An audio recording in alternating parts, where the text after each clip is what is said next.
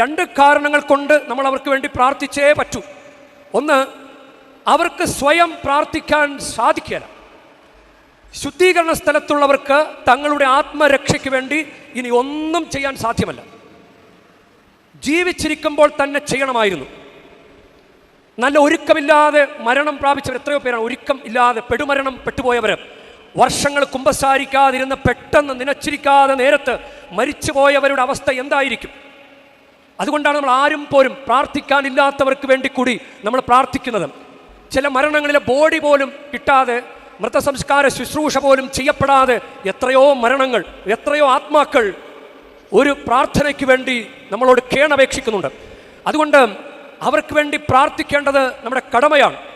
അവർക്ക് സ്വയമായിട്ടൊന്നും ചെയ്യാൻ പറ്റാതെ, നമ്മുടെ അപ്പനോ അമ്മയോ ആണെങ്കിൽ ചിലപ്പോൾ ഈ നവംബർ മാസത്തിൽ നിങ്ങൾക്ക് ഉറക്കത്തിലൊക്കെ അവരെ ഓർമ്മ വരും.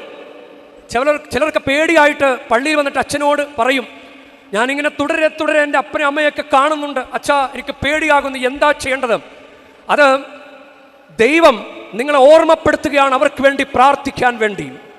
ചിലപ്പോൾ അവർ നിങ്ങളോട് കേണപേക്ഷിക്കുന്നുണ്ടാകും, പ്രിയ കുഞ്ഞ് എനിക്ക് വേണ്ടി ഒന്ന് പ്രാർത്ഥിക്കുക കുഞ്ഞ്, ഒരു സ്വർഗസ്ഥനായ ഒരു നന്മ നിറഞ്ഞ മറിയം ഒരു സ്ത്രീത്വസ്തുതിയെങ്കിലും ചൊല്ലി പ്രാർത്ഥിക്കുക, ഒരു കുർബാനയെങ്കിലും എനിക്ക് വേണ്ടി അർപ്പിക്കുക പ്രിയ കുഞ്ഞ് എന്ന് പറഞ്ഞ ആരെങ്കിലും ഉള്ളിലൊരു സ്വരം നിങ്ങൾക്ക് ഈ ദിവസങ്ങളിൽ ഉറക്കത്തിലോ നിങ്ങളുടെ പ്രാർത്ഥനാ വേളയിലോ കേൾക്കാൻ സാധിക്കുന്നുണ്ടെങ്കിൽ നിങ്ങളുടെ കടമയാണ് അവർക്ക് വേണ്ടി പ്രാർത്ഥിക്കുക എന്നത്.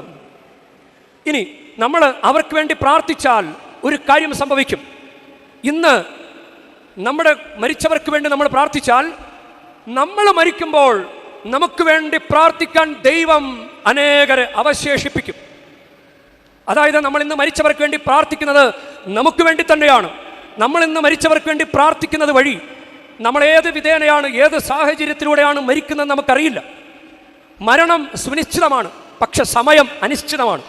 ഏത് സമയമാണ് നമുക്കറിയില്ല. അപ്പം അതുകൊണ്ട് മരിച്ചവർക്ക് വേണ്ടി പ്രാർത്ഥിക്കുന്നത് നമുക്ക് വേണ്ടി തന്നെയാണ്, നമ്മുടെ ഭാവി സുരക്ഷിതമാക്കാൻ വേണ്ടി കൂടി തന്നെയാണ്.